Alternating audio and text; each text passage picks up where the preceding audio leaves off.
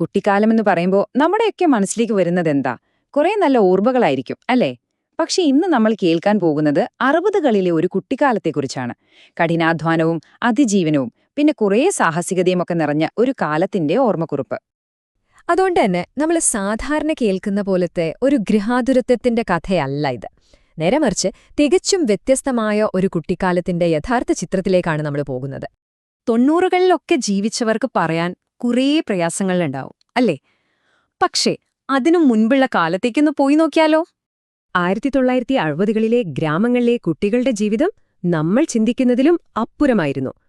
ഒരു വശത്ത് പെൻസിൽ വെച്ച് കാസറ്റ് തിരിക്കുന്നത്, മറുവശത്ത് എന്താണെന്നറിയുമോ? സ്കൂളിൽ പോകുന്നതിനു മുൻപ് തോളിൽ ഭാരമുള്ള കലപ്പ വെച്ച് വയലിലേക്ക് നടന്നുപോകുന്ന കഠിനമായ ശാരീരികാധ്വാനം. അതായിരുന്നു അവരുടെ ജീവിതം. അതിലും പേടിപ്പെടുത്തുന്ന ഒരനുഭവം ലേഖകൻ പങ്കുവെക്കുന്നുണ്ട്.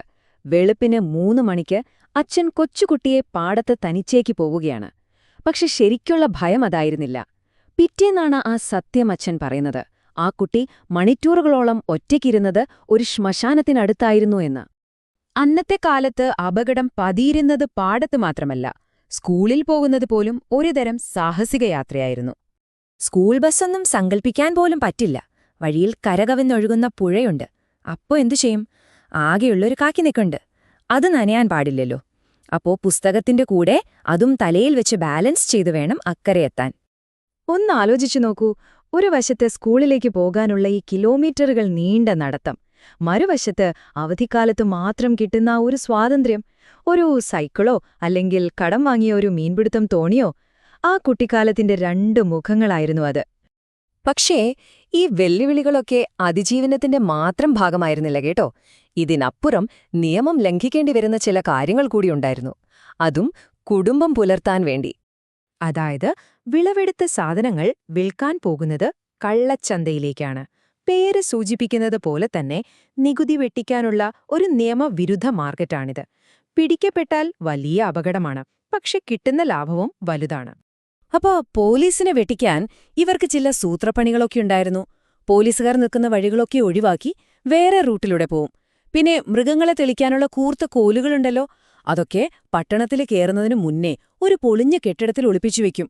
പക്ഷെ പോലീസുകാരുടെ കയ്യിലും ഉണ്ടായിരുന്നു ഇവരെ പിടിക്കാനുള്ളൊരു വിചിത്രമായ സൂത്രം. ഇത് കേട്ടാൽ നിങ്ങൾ ഞെട്ടും.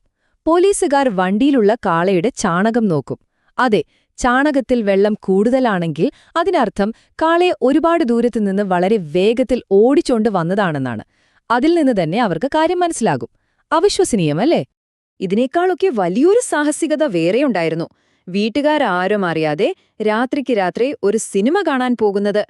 ഇതൊരു സാധാരണ ഒളിച്ചോട്ടമൊന്നുമല്ല, കൃത്യമായ പ്ലാനിംഗ് ഉണ്ട്. രാത്രി 8 മണിക്ക് അച്ഛൻ ഉറങ്ങാൻ പോവും. 9 മണിക്ക് ഒരു ശബ്ദം ഉണ്ടാക്കാതെ കാളവണ്ടി എടുത്ത് പുറത്തേക്ക്. 10 മണിയാവുമ്പോഴേക്കും സ്ത്രീകൾ വേഷം മാറും. പുലർച്ചെ 1 മണിക്കാണ് സിനിമ തുടങ്ങുന്നത്. 4 മണിക്ക് സിനിമ തീരുമ്പോഴേക്കും നേരം വെളുക്കുന്നതിന് മുൻപ് വീട്ടിലെത്താനുള്ളൊരു മരണപ്പാച്ചിലാണ് പിന്നെ.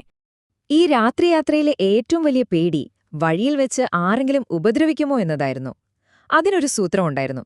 വണ്ടിയിലുള്ള സ്ത്രീകളും കുട്ടികളുമെല്ലാം പുരുഷന്മാരുടെ ഷർട്ടിടും. ആരെങ്കിലും വഴിയിൽ തടഞ്ഞാൽ പുരുഷന്മാരുടെ ശബ്ദത്തിൽ സംസാരിക്കും. വണ്ടി നിറയെ ആണുങ്ങളാണെന്ന് മറ്റുള്ളവരെ തെറ്റിദ്ധരിപ്പിക്കാനുള്ള ഒരു തന്ത്രം. എത്ര വലിയ സാഹസിക യാത്രയാണെങ്കിലും അവസാനം പിടിക്കപ്പെടാനുള്ളൊരു സാധ്യതയുണ്ടല്ലോ. ഇത്രയൊക്കെ സൂക്ഷിച്ചു ചെയ്തിട്ടും പിറ്റേന്ന് രാവിലെ എങ്ങനെയാണ് അച്ഛൻ എപ്പോഴും കാര്യം കണ്ടുപിടിച്ചിരുന്നത്? അവിടെയാണ് ട്വിസ്റ്റ്. കാളവണ്ടി ഒരിക്കലും കള്ളം പറയില്ല. പോലീസ് ഉപയോഗിച്ച അതേ സൂത്രം തന്നെ. അമിതമായി ഓടിയ കാളയുടെ ചാണകം കണ്ട് അച്ഛൻ കാര്യം മനസ്സിലാക്കും. പിന്നെ പറയണ്ടല്ലോ, വീട്ടില് വലിയ വഴക്കായിരിക്കും. പക്ഷേ അടുത്തൊരു പുതിയ സിനിമ വരുമ്പോഴോ ഈ സാഹസിക യാത്ര അവർ വീണ്ടും ആവർത്തിക്കും. ആ സിനിമയുടെ ആവേശം അത്ര വലുതായിരുന്നു.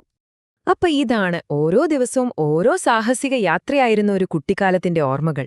അതിജീവനവും അപകടങ്ങളും പിന്നെ ആ ഇരുട്ടിലിരുന്ന് സിനിമ കാണുന്നതിന്റെ ആ ഒരു സന്തോഷവും, അതെല്ലാം ചേർന്നൊരു ജീവിതത്തിന്റെ കഥ.